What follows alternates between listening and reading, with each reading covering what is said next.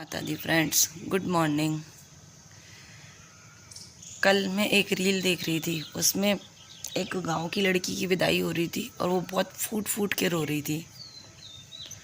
उसको देख के मुझे याद आया कि जब हम लोगों के ज़माने में विदाई होती थी तो हम लोग भी ऐसे ही फूट फूट के रोते थे, क्योंकि हमें पता था उस ज़माने में ना फ़ोन होते थे, ना कोई वीडियो कॉल, ना इंस्टा, ना गूगल, कुछ भी नहीं। एक बार जो विदा होके गए तो फिर कम से कम 2-3 महीने, तो और भी 6 महीने ही मान लो, कि घर वालों की शक्ल देखने को नहीं मिलेगी। आज के ज़माने में लड़कियों को इतनी सुविधा है कि पहले से पूरे परिवार को जान लेती हैं, सब कर लेती हैं। और फिर वीडियो कॉल की सुविधा है कि पेरेंट्स से आप सुबह शाम वीडियो कॉल पे बात कर सकते हो। तो आज के दौर में लड़कियों को थोड़ा सा उतना रोना नहीं आता है, और अच्छी बात है कि लड़कियों को विदा होके जाते समय रोना भी नहीं चाहिए। बट पुराने ज़माने में एक ऐसा होता था कि घर से जाते वक्त लड़की को ये रहता था, पता नहीं अब मैं कितने टाइम बाद अपने माँ बाप से मिल पाऊँगी, कैसे उनसे बात होगी, कब वो लोग मेरे घर पे आएंगे। और पहले के ज़माने में बेटी के घर जाना भी अच्छा नहीं माना जाता था, तो पेरेंट्स और बड़ा भाई तो बेटी के घर जाते ही नहीं थे, क्योंकि उन्हें वहाँ का पानी भी नहीं पीना होता था।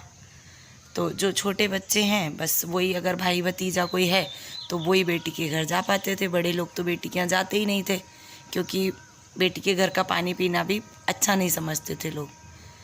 आज के दौर में मुझे बहुत खुशी है कि ये सब बदलाव आए हैं, कि लड़की वाला और बेटी वाला, बेटे वाला, ऐसा आज के दौर में कुछ ऐसे फ़र्क नहीं रह गया है। मुझे बहुत अच्छा लगता है ये बदलाव देख के, क्योंकि पहले के ज़माने की बच्चियां जो एक घर में रहती थी, एक घुटन वाले माहौल में, कहीं बाहर नहीं जाना, चाहे भले ही उन्हें सारी सुविधाएं होती थी घर में, लेकिन बाहर नहीं निकलना, अपनी मर्ज़ी से कुछ नहीं करना। आज के दौर में वो सब सुविधाएं बच्चों को बहुत अच्छे से मिल रही हैं।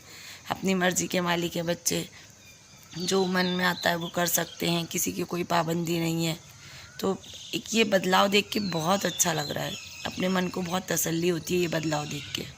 आवांगे आवांगे हर साल मैया जी तेरे आवांगे, आवांगे आवांगे हर साल मैया जी तेरे आवांगे। गाड़ी बनाने वाले ने भी आगे का रास्ता साफ दिखाई दे, इसलिए वाइपर जैसी चीज बनाई। इसी तरह ऊपर वाले ने कुछ लोगों को हमारी जिंदगी में इसलिए भेजा होता है कि हमें आगे का रास्ता साफ दिखाई दे। ये वीडियो उसे भेज देना या तो टैग कर देना, उसे पता चले। चलिए, अब वक्त हो चुका है अपने मन की बात करने का।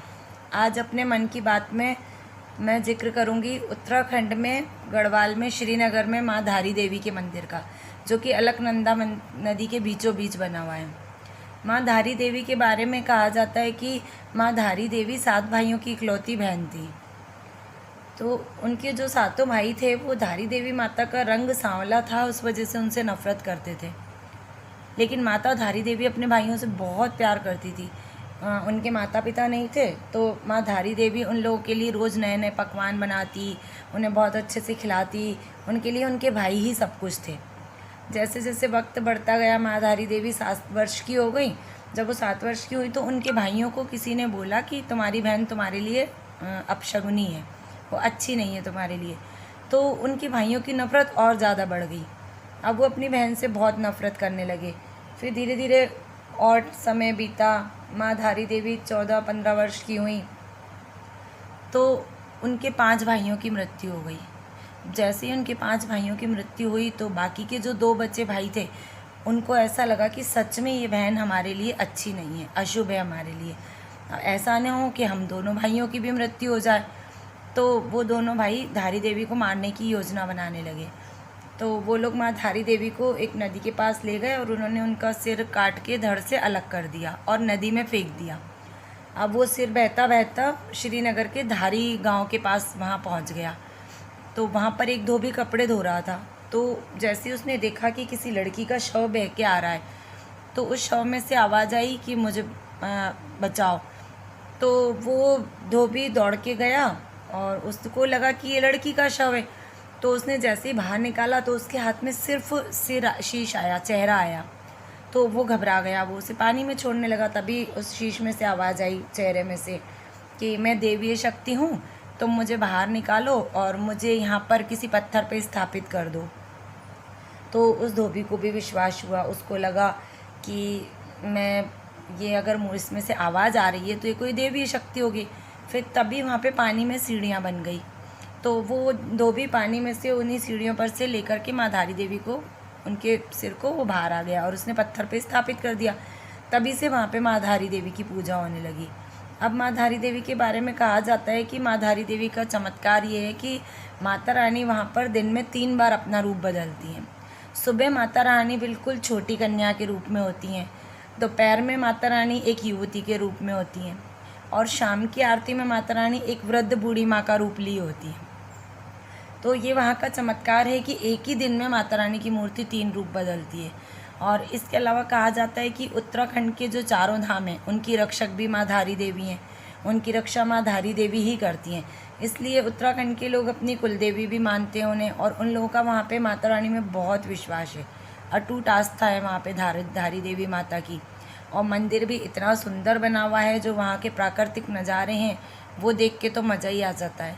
तो मुझे आज जो पता था मैंने आपके साथ शेयर किया। इसके अलावा आप लोगों को कुछ पता हो तो मुझे कमेंट बॉक्स में बताएं, और मेरे चैनल को लाइक, सब्सक्राइब और शेयर ज़रूर करें।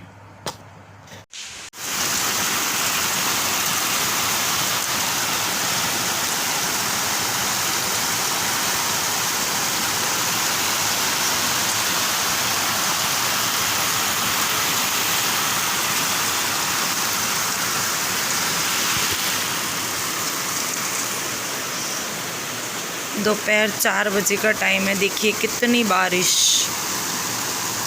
मज़ेदार मौसम।